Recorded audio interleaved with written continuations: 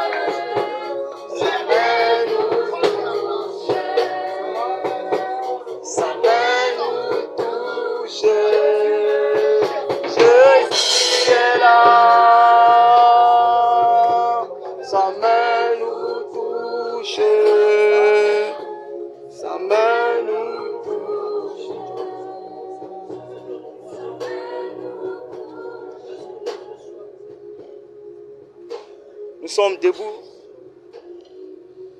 Nous allons lire la Bible dans Osée, Osée chapitre 4. Osée chapitre 4.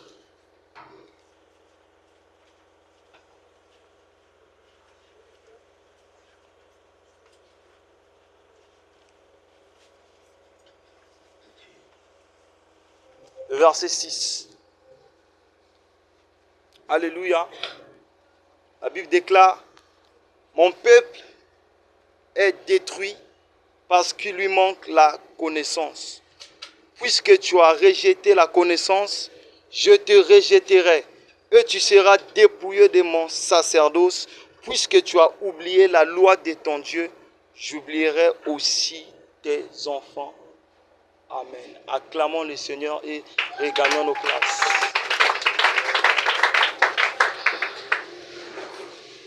Alléluia. La Bible déclare, mon peuple périt par manque de connaissance.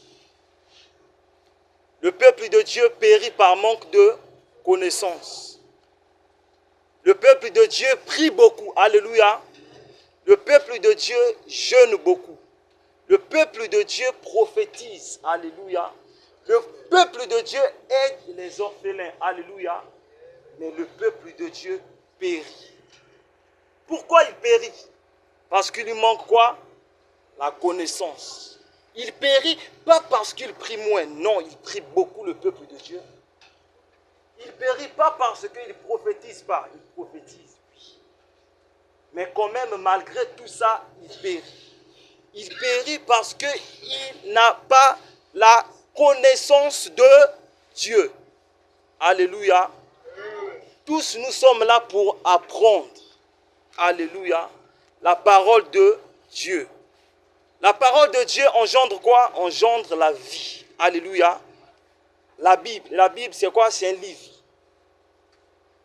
Mais un livre qui fait quoi? Qui engendre la vie. D'autres livres n'engendrent pas la vie, mais la Bible engendre la vie. Alléluia. Lorsque nous n'avons pas la connaissance sur les choses de Dieu, nous périssons. Lorsque nous n'avons pas la connaissance sur la personne de Jésus, sur les choses de Dieu, nous sommes des analphabètes spirituels. Alléluia.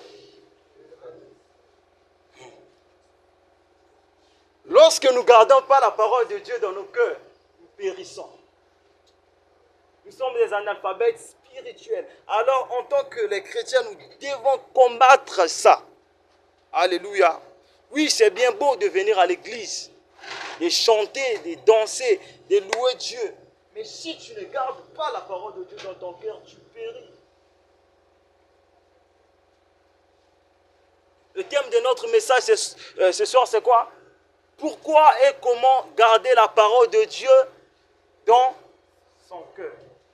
Donc, notre thème, c'est une phrase qui dit « Pourquoi et comment garder la parole de Dieu dans son cœur ?» C'est une phrase qui a la forme interrogative, c'est-à-dire que ça pose une question. Et la question, c'est quoi? C'est pourquoi notre thème est composé. C'est-à-dire, dans le thème, il y a deux questions. La première, c'est pourquoi garder la parole de Dieu dans son cœur? Et la deuxième, c'est quoi? C'est comment garder la parole de Dieu dans son cœur. D'abord, pourquoi et comment? Donc, dans notre message, nous serons en train de répondre à la question pourquoi garder la parole de Dieu dans son cœur et comment la garder.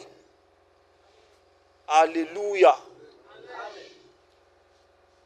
Lorsque nous disons parole de Dieu, nous faisons allusion à quoi? Parole de Dieu, c'est quoi? C'est les commandements de Dieu. Alléluia. La parole de Dieu, c'est encore appelé quoi? C'est la Bible.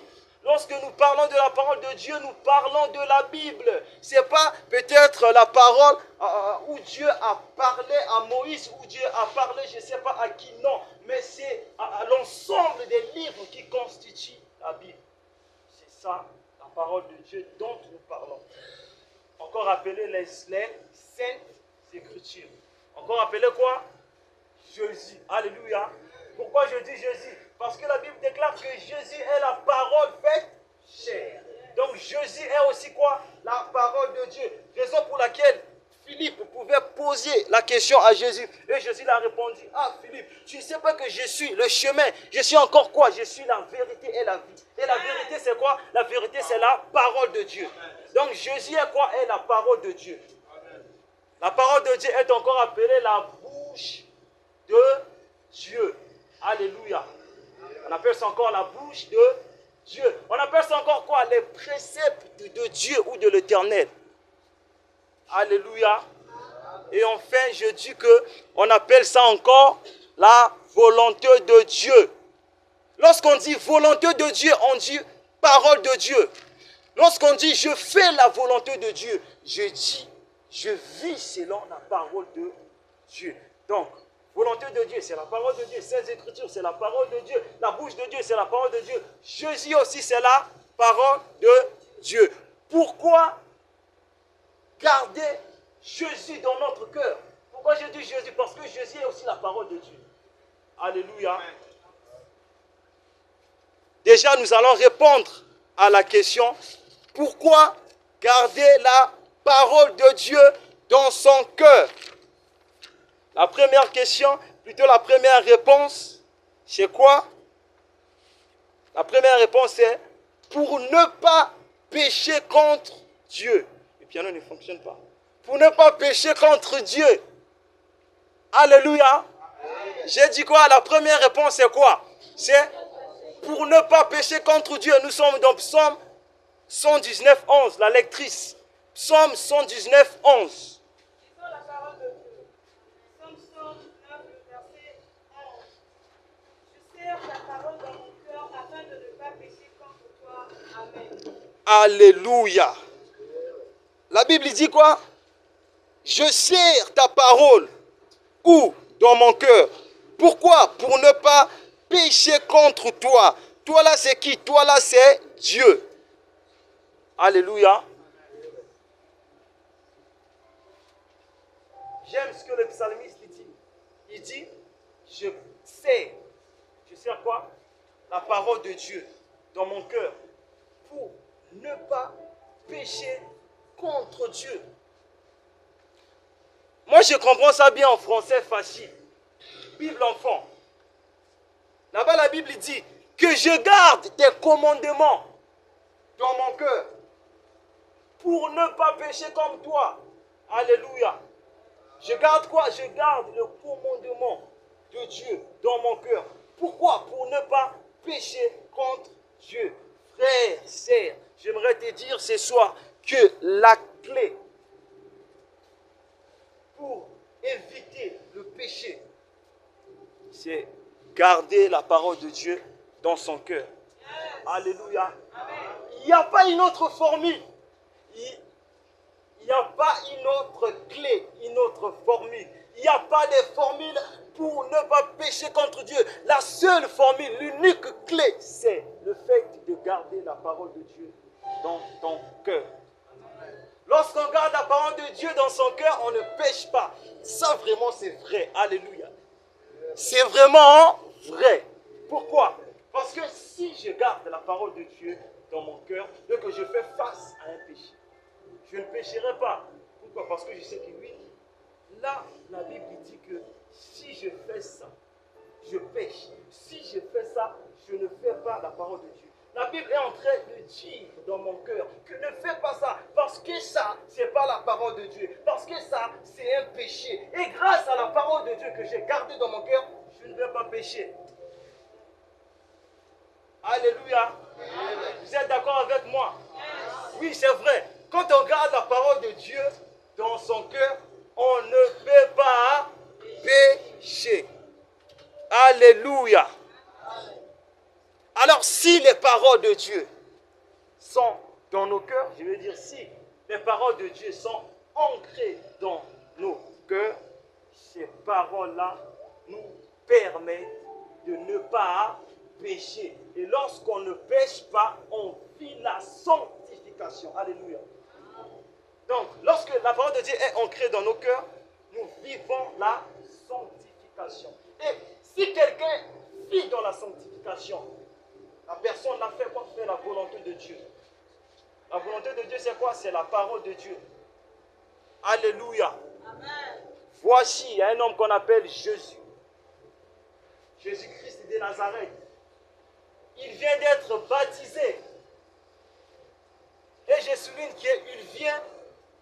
non, il est sur le point de commencer son ministère terrestre.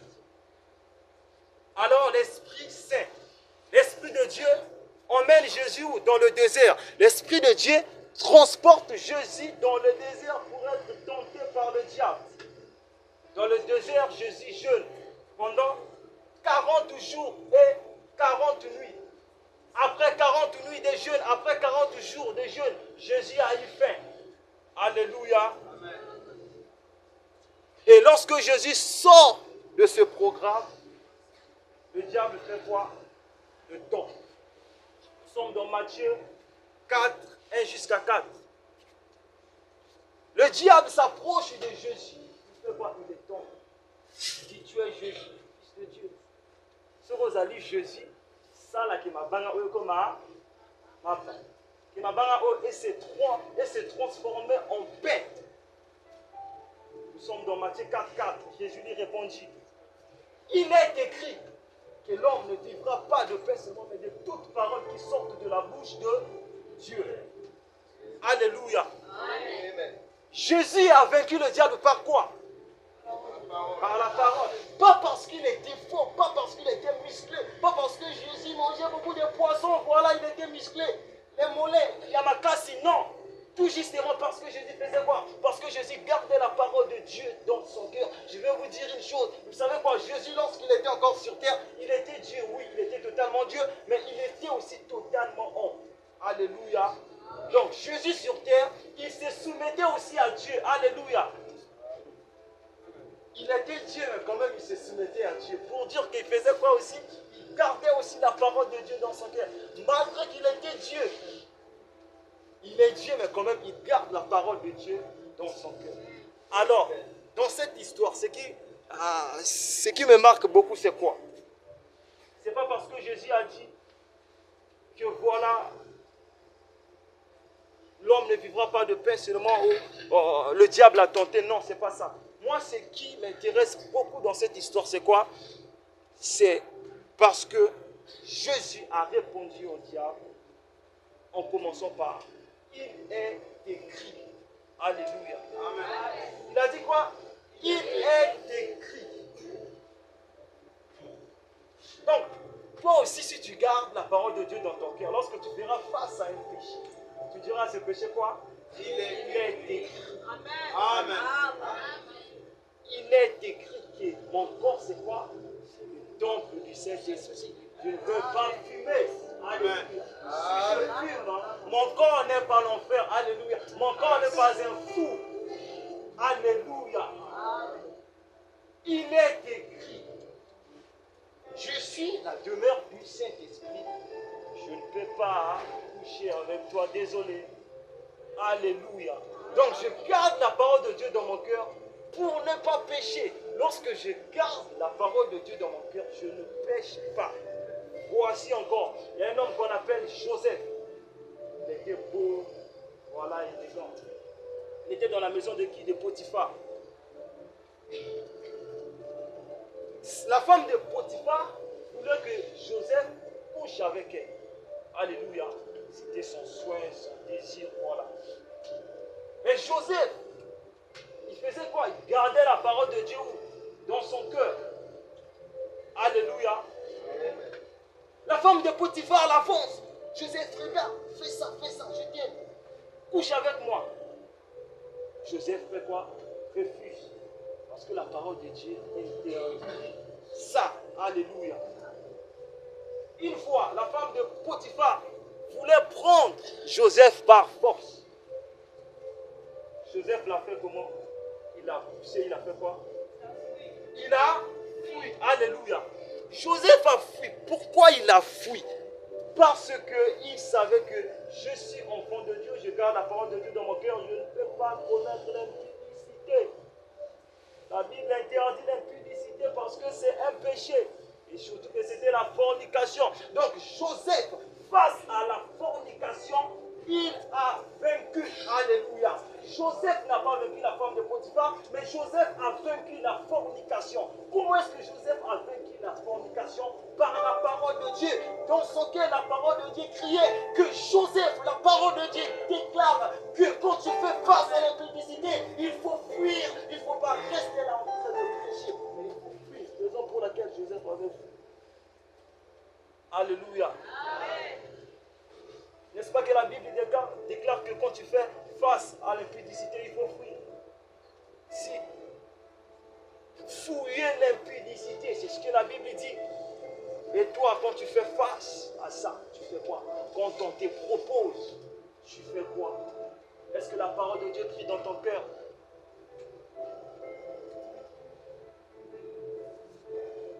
As-tu gardé la parole de Dieu dans ton cœur pour ne pas pécher contre lui?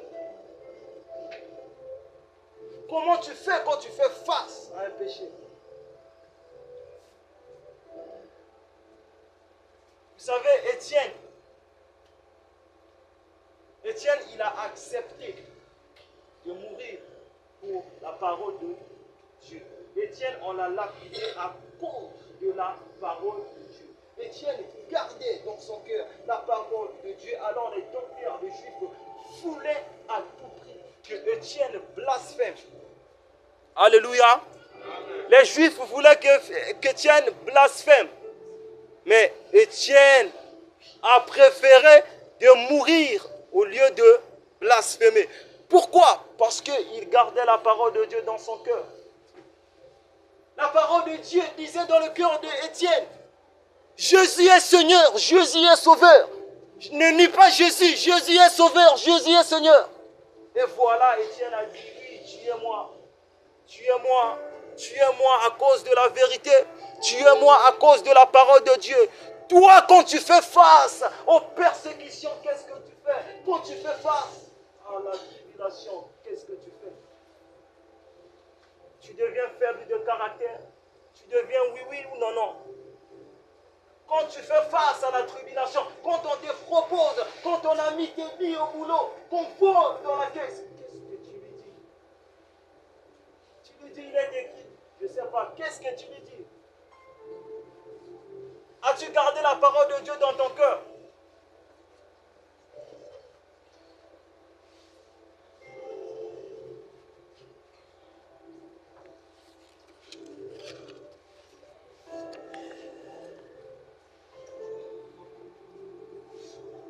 La deuxième réponse pour être heureux et béni. Amen. Luc 11, 28, la lectrice. Lisons la parole de Dieu. Matthieu. Luc.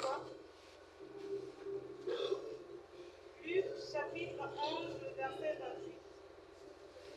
Et il répondit: heureux plutôt ceux qui écoutent la parole de Dieu et qui la gardent. Amen. Amen.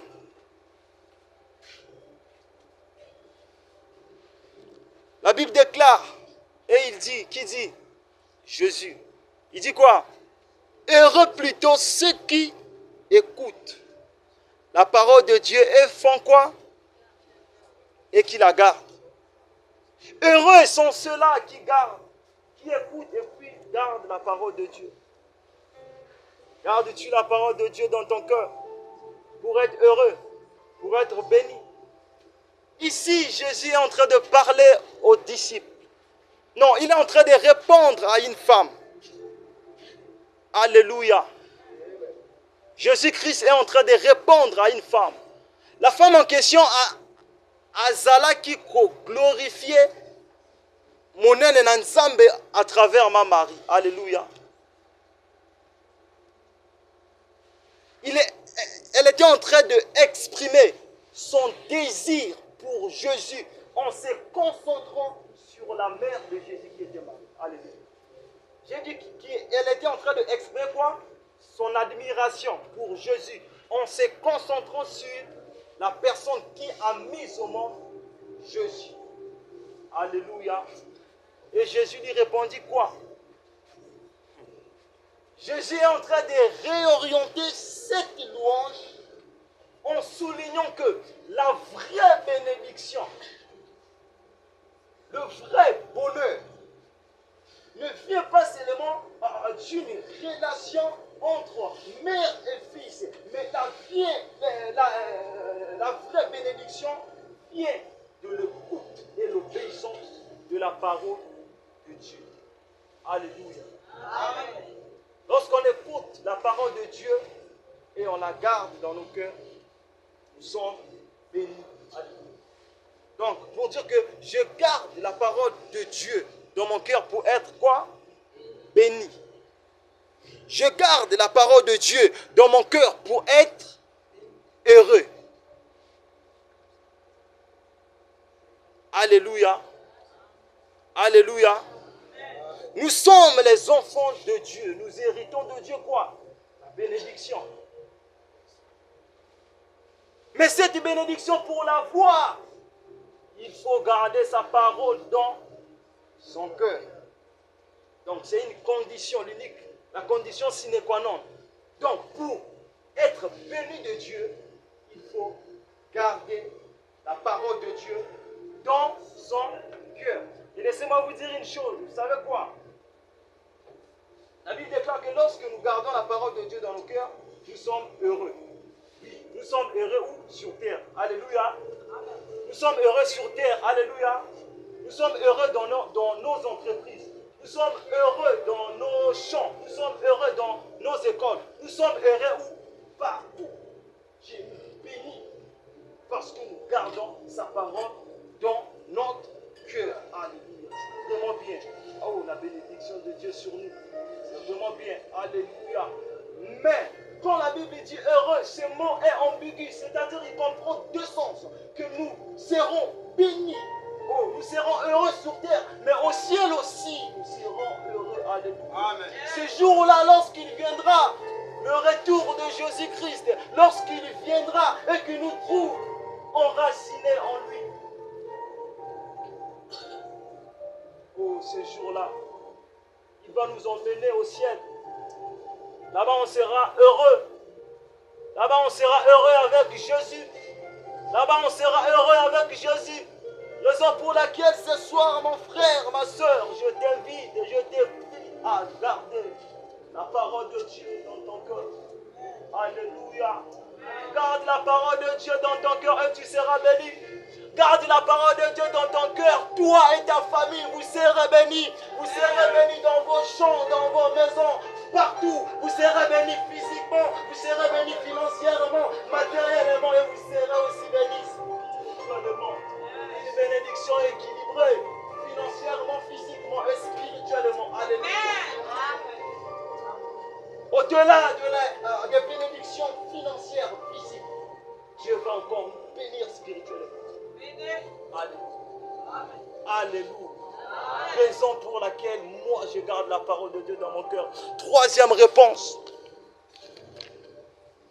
Je garde la parole de Dieu dans mon cœur pour renforcer la foi. Alléluia. Amen. Je garde la parole de Dieu dans mon cœur pour renforcer la foi. Romains 10, 17. Lisons la parole de Dieu. Ainsi, la foi vient de ce qu'on entend, et ce qu'on entend vient de la parole de Christ. Amen. Alléluia. Je garde la parole de Dieu dans mon cœur pour renforcer la foi. La foi, c'est quoi? Quelle est la définition de la foi par rapport à la Bible? On dit la foi. La foi, c'est quoi? Alléluia. Et la foi vient de quoi? Et la foi vient de quoi? Alléluia. Ce qu'on entend vient de quoi? De la parole de Dieu. Alors ce verset nous montre quoi? Ce verset nous enseigne que il y a un lien, il y a une relation entre la foi et quoi? Et la parole de Dieu. Alléluia. La foi. Alléluia. La foi est basée, elle est centrée sur l'écoute de la parole de Dieu. Retenez ça. Alléluia. La foi est centrée sur quoi? Sur l'écoute de la parole de Dieu. On dit que la foi est centrée, basée, prend ses racines dans la parole de Dieu. Alléluia. Lorsqu'on ne croit pas en Dieu, on n'a pas la foi. Alléluia. Lorsqu'on ne croit pas en Dieu, on n'a pas la foi. Lorsqu'on n'a pas la parole de Dieu dans son cœur, on n'a pas la foi, ça c'est vrai. Lorsqu'on ne garde pas la parole de Dieu dans nos cœurs, nous n'avons pas la foi. Lorsque nous gardons moins la parole de Dieu dans nos cœurs, notre foi est petite. Ah oui. Notre foi est petite, pourquoi? Parce que le stock de la parole de Dieu dans nos cœurs est petit. Alléluia. Alors lorsque tu ne gardes pas assez beaucoup la parole de Dieu dans ton cœur, ta foi est comme ça, petite. Mais lorsque le stock de la parole de Dieu dans ton cœur est comme ça, ta foi est comment? Alléluia. Ta foi est grande. Pourquoi elle devient grande? Parce que la foi est centrée sur la parole de Dieu. La foi ne vient pas de rien. Alléluia. La foi ne vient pas de zéro. Alléluia. La foi vient de quelque chose. Alléluia. Forcément, alléluia, je suis en train de dire que forcément la foi vient de quelque chose.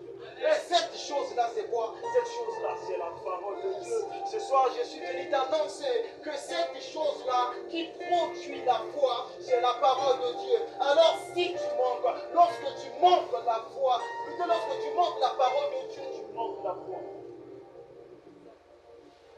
Alléluia.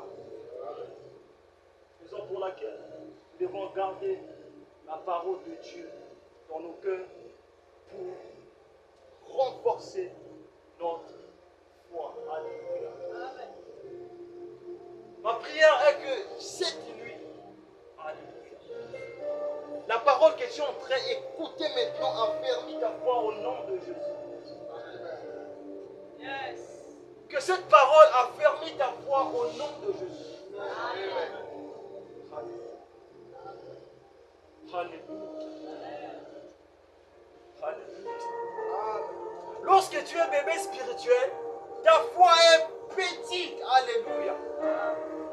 Lorsque tu grandis un peu spirituellement, ta foi aussi grandit un peu.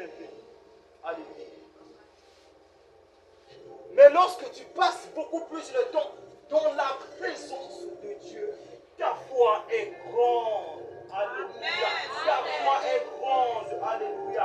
Raison pour laquelle il y a certains pasteurs qui ont la ferme assurance, qui ont la foi que si moi, serviteur de Dieu que je suis, j'impose la main à ce petit garçon. Ce petit garçon va guérir. C'est parce qu'il a la foi. Alléluia. Quand tu as la foi, tu peux guérir les paralytiques. Alléluia. L'apôtre Pierre, il dit aux paralytiques, je n'ai ni or ni argent, mais ce que j'ai, je te le donne. Lève-toi et... Alléluia. Et le paralytique a fait quoi? Il s'est levé et il a marché. La Bible dit quoi? Il a commencé à marcher comment? Il a commencé par sauter. Alléluia. Imaginez-vous la personne qui est née paralytique et que le jour qu'on l'a guéri, au lieu qu'il commence par marcher, mais il a commencé par sauter. Quel miracle. Alléluia. La foi a fait marcher un paralytique. Et je vous rappelle que ce paralytique était le doyen de la faculté des paralytiques dans la Bible. Alléluia. Il était le doyen, il était le plus âgé. Ce qu'on a dit Bible, pardon, la paralytique. Paralytique, on a montré à Kimokolo. Mais lorsque l'apôtre Pierre l'a dit par la foi, il a commencé par le saut. Donc, il a commencé par quoi? Par le saut. Il a rattrapé tous les retards là. Donc, il a commencé par le saut des moutons. Amen. Alléluia.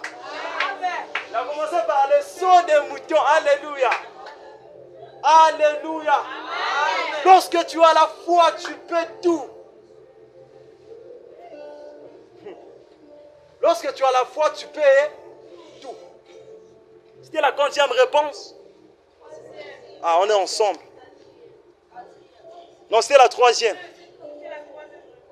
Donc, j'étais en train de dire que c'est la parole de Dieu qui nourrit notre foi. Alléluia. La parole de Dieu est une nourriture pour notre foi. Lorsqu'on n'écoute pas la parole de Dieu, lorsqu'on ne médite pas, la foi fait quoi? La foi diminue.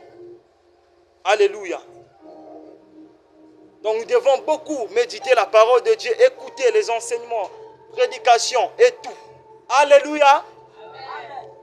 La dernière réponse, j'aime bien cette réponse-là. Et ma prière, c'est que tu puisses aussi l'aimer. C'est la toute dernière réponse. La réponse en question, c'est quoi? Tu peux deviner? Qui peut deviner? Personne. La réponse est pour ne pas être à la merci des hérésies et des fausses doctrines. Alléluia. Nous sommes dans 1 Jean 4, 1 à 3. C'est la parole de Dieu. 1 Jean chapitre 4, le verset 1 jusqu'à 3. Le titre nous dit les faux docteurs. Bien-aimés, n'ajoutez pas foi à tout esprit, mais écoutez les esprits pour savoir s'ils sont des dieux, car plusieurs faux prophètes sont venus dans le monde. 2. Reconnaissez à ceci l'esprit de Dieu, cet esprit qui confesse Jésus-Christ venu en chair et de Dieu. Et tout esprit qui ne confesse pas Jésus n'est pas de Dieu. C'est celui de l'Antéchrist dont vous avez appris la venue et qui maintenant est déjà dans le monde. Amen. Amen. Amen. Oh. Tu peux relire juste le premier verset. Soyez attentifs. Bien-aimés, n'ajoutez pas foi à tout esprit, mais écoutez les esprits pour savoir s'ils sont des dieux, car plusieurs prophètes sont venus dans le monde. Alléluia. Nous sommes là. Alléluia. Amen. Acclamons d'abord très fort. Pour relever ceux qui dorment. Si ton voisin est en train de dormir, dis-lui, monsieur, tu es venu ici pour dormir. Ou bien madame. Juste cette question. Monsieur, madame, tu es venu ici pour dormir.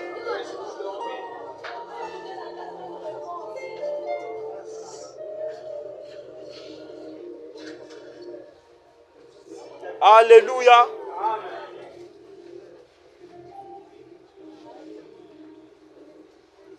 Alléluia. C'est quoi la réponse? Pour ne pas être à la merci des hérésies et des fausses doctrines. Alléluia.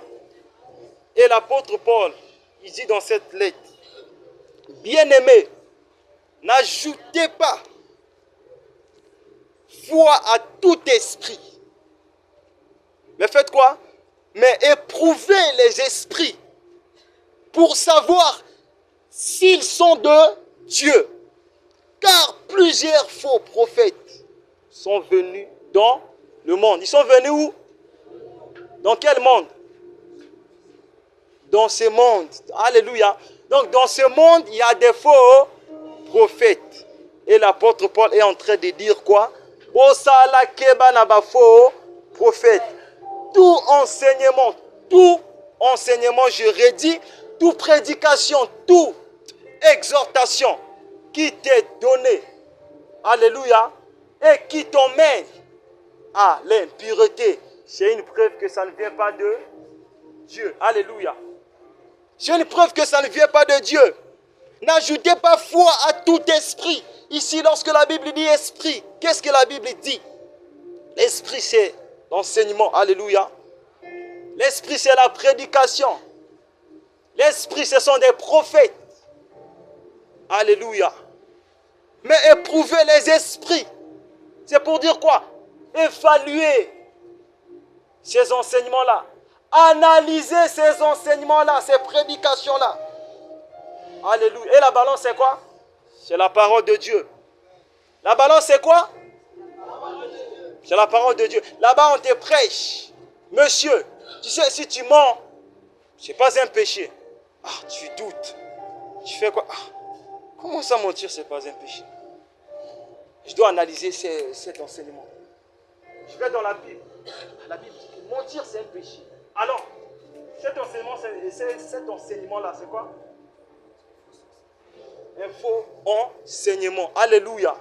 Donc, l'idée à tout heure, il faut de sanité analyser. Oh non, le prophète a dit, le prophète a prophétisé sur moi, je deviendrai femme d'un ministre. Il faut faire quoi? Il faut analyser. Alléluia. Vous savez quoi? Beaucoup, des milliers, beaucoup des églises aujourd'hui prêchent. J'aime prêcher la bénédiction. Venez, vous serez bénis, soyez bénis. Ils prêchent la richesse, ils prêchent l'argent, ils prêchent l'abondance. Mais ils ne prêchent pas la parole de Dieu, la vraie. Ils n'enseignent pas, je vais dire. Ils prêchent bien la richesse, l'abondance et tout, mais ils n'enseignent pas. Ils prêchent, mais ils n'enseignent pas. Prêcher, c'est bien. Alléluia. Alléluia. Amen. Prêcher, c'est bien. Mais enseigner, c'est mieux. Pourquoi enseigner, c'est mieux? Parce que dans l'enseignement, il y a forcément la prédication. Alléluia. Prêcher, c'est bien. Mais enseigner, c'est mieux. Parce que dans l'enseignement, il y a toujours la prédication. La prédication, c'est quoi? La prédication, c'est déclarer la parole.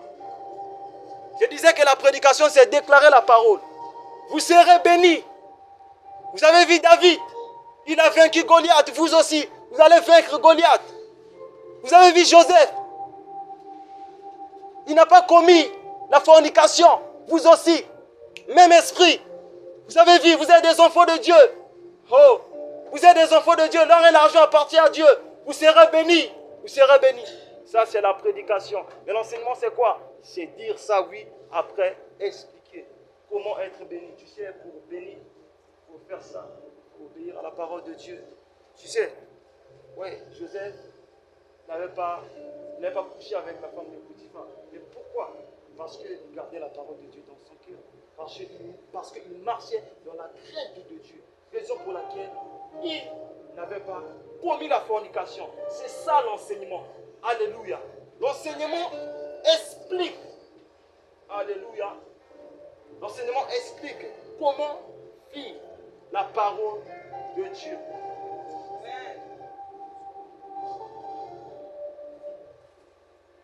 Alléluia. Amen. Aujourd'hui, il y a des églises. Des églises qui autorisent les fiancés de coucher ensemble.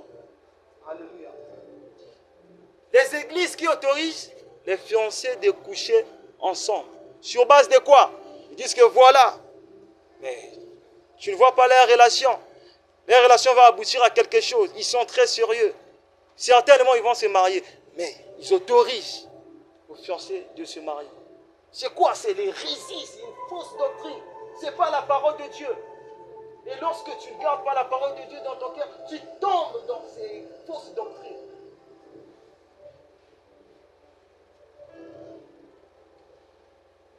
Beaucoup aujourd'hui sont des églises qui font des cultes aux anges. Alléluia. Où les chrétiens sont là, ils sont en train d'adorer les anges. Wow, ils adorent les anges. Ils prient les anges. Ils disent, ange, viens ici, descends. Ange, Michael, viens, tu es l'ange, l'ange des combats, viens combattre ici. L'ange vient. Quelle hérésie. Ils invoquent l'ange Gabriel, l'ange messager. Viens ici, je te prie, viens avec mon message. Quelle hérésie. La Bible déclare, analyser. Alléluia. Éprouver ces esprits, éprouver ces enseignements. Alléluia. Nous voyons l'apôtre Jean dans le livre d'Apocalypse. L'apôtre Jean, il est en train de se prosterner devant un ange. l'ange, qu'est-ce qu'il dit? L'ange dit à l'apôtre Jean, garde-toi de le faire. Alléluia. Imaginez l'apôtre Jean, lui qui a marché avec Jésus. Lui qui a mangé avec Jésus. Lui qui a fait beaucoup de choses avec Jésus. Mais lorsque il est dans sa vision, il se prosterne devant un ange. Et l'ange, qu'est-ce qu'il lui dit? Garde-toi de faire quoi? De le faire. Ne te prosterne pas devant moi. Aujourd'hui, dans beaucoup des églises, les fidèles et les pasteurs se prosternent en faisant des cultes des anges, des hérésies. Alléluia. Que Dieu nous garde de faire ça. Que Dieu nous garde de marcher dans l'ignorance. Que Dieu nous garde dans la saine doctrine. Que Dieu me garde dans la saine doctrine. Que Dieu te garde dans la saine doctrine. Que Dieu te garde de pratiquer les choses qui déplaisent à Dieu. Que Dieu te garde de commettre le péché. Que Dieu te garde dans son amour. Que Dieu te garde dans la vérité. Oh, que Dieu te garde.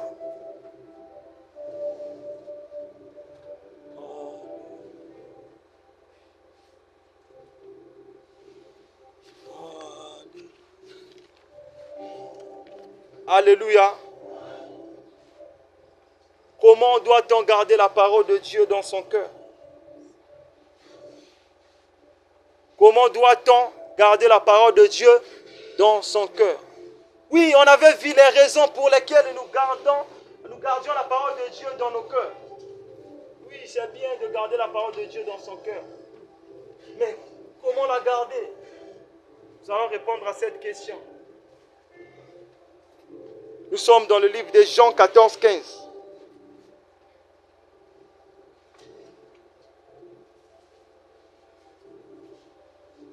Jean 14, 15.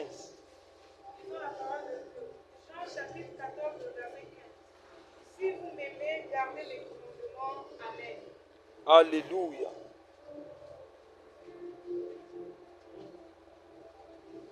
Qu'est-ce que la Bible dit? Si vous m'aimez, gardez mes commandements. Alléluia. Vous avez eu la réponse?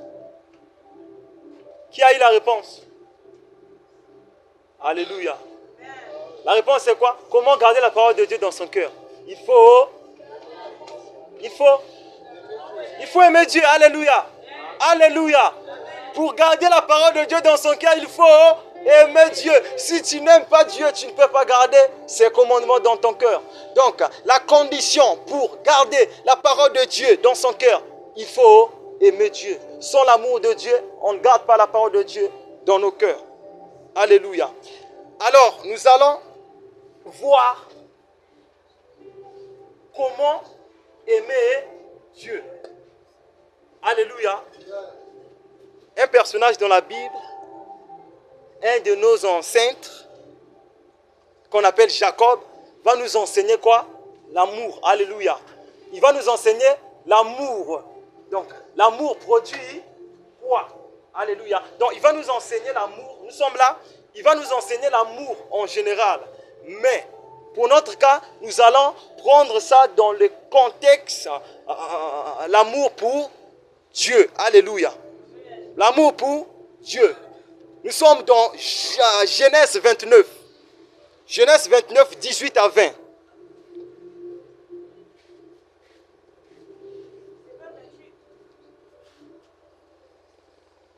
Oui, non, Genèse 29, 18 à 20.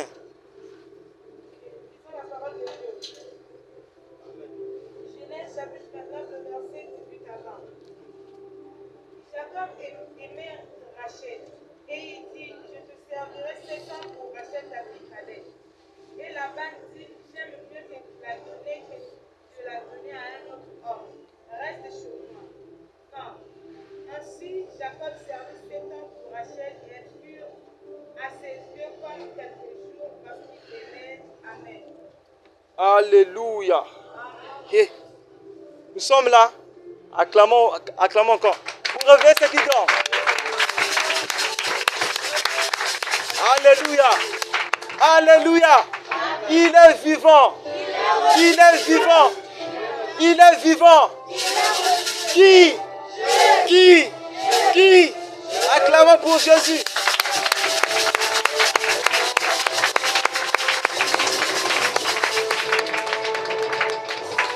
Alléluia. La Bible dit, Jacob aimait Rachel. Et il dit, je te servirai 7 ans pour Rachel. Là, il dit à qui? Il dit au père de Rachel. C'est bon? Il dit à Laban, je travaillerai 7 ans pour toi, mais pour Rachel, ta fille cadette. Et Laban dit, j'aime mieux te la donner que de la donner à un autre homme. Reste chez moi, Jacob. Ainsi, Jacob servit 7 années pour Rachel. Et elles furent à ses yeux comme quelques jours parce qu'il aimait Rachel. Bizarre. Les 7 années ont apparu aux yeux de Jacob comme quelques jours. Pourquoi?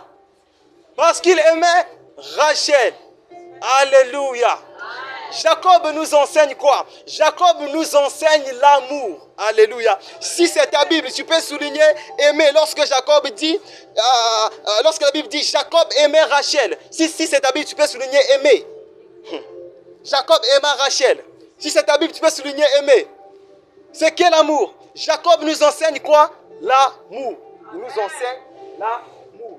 Alléluia. Et il nous enseigne encore quoi? Il nous enseigne ce qu'on appelle par ici le travail. Alléluia.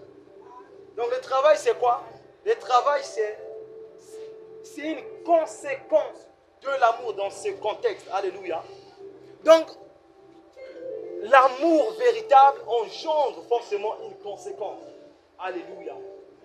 Donc Jacob nous enseigne l'amour. Il nous dit qu'il faut aimer.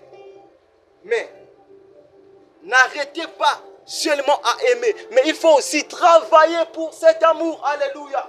Jacob nous enseigne 2 choses. Il nous enseigne l'amour et il nous enseigne aussi le travail. Jacob dit, oh j'ai aimé Rachel, mais à cause de cet amour, je vais travailler 7 ans. Oh.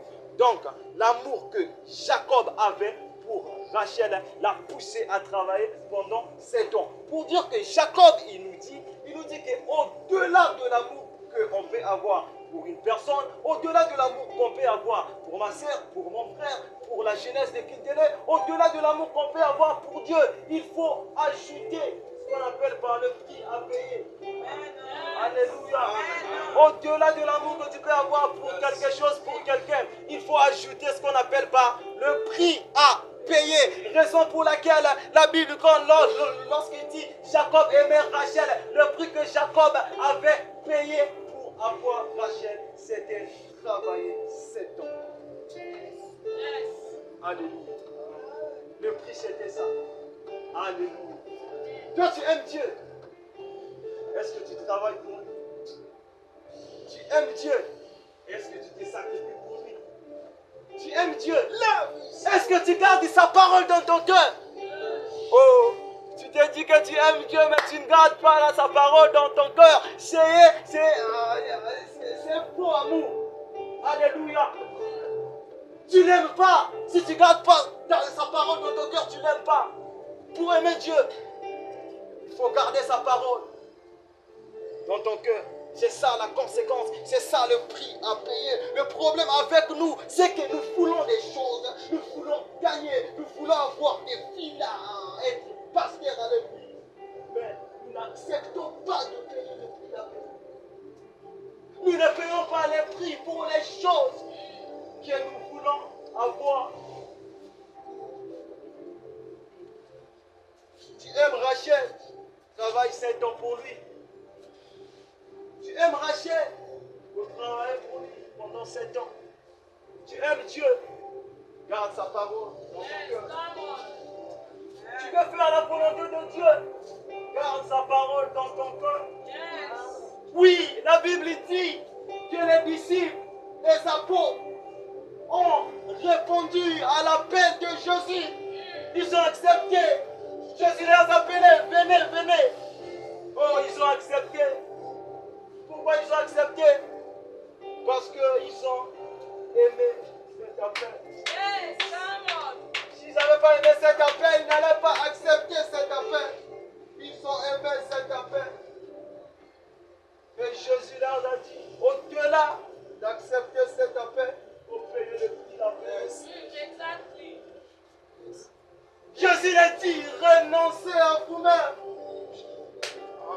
renonce à toi-même si tu as accepté de garder ma parole dans ton cœur. Si tu as accepté de m'aimer, renonce à toi-même. Amen. Charge-toi de ta croix si tu as accepté de m'aimer. Charge-toi de ta croix. Oh Dieu. Même Dieu.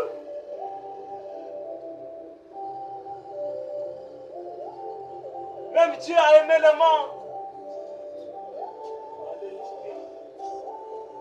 Dieu a aimé le monde. Malgré lui, Dieu. Car Dieu a tant aimé le monde. Oh. Dieu a aimé le monde. Dieu avait l'amour pour le monde. Pour ce monde, pour toi, pour nous. Dieu a tant aimé le monde. Car Dieu a tant aimé le monde. Cet amour-là, oh, l'amour a dit dans son cœur, il faut payer le prix. Dieu, malgré que tu es Dieu, il faut payer le prix. Dieu a accepté et envoyé son fils comme le prix à payer. Dieu a tant aimé le monde qu'il a envoyé son fils unique. L'envoi de son fils unique était le prix à payer. Même Dieu a payé le prix. Même Dieu a payé le prix. Amen. À combien plus forte raison, vous et moi, acceptons de payer le prix.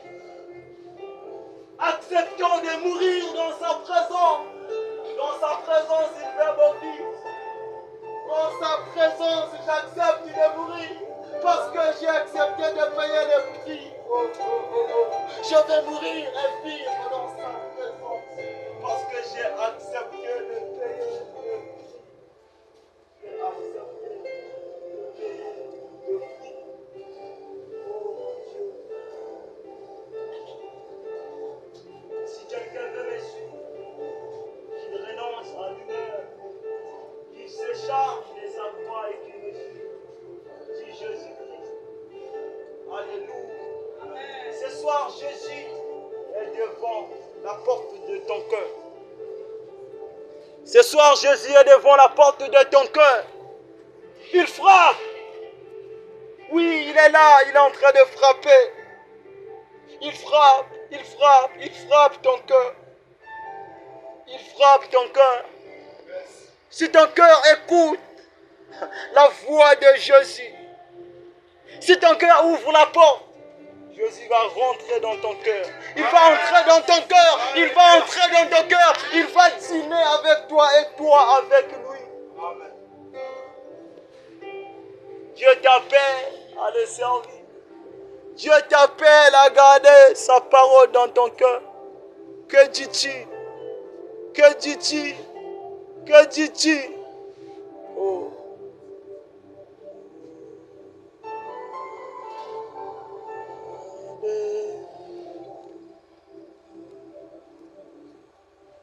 Nous sommes debout.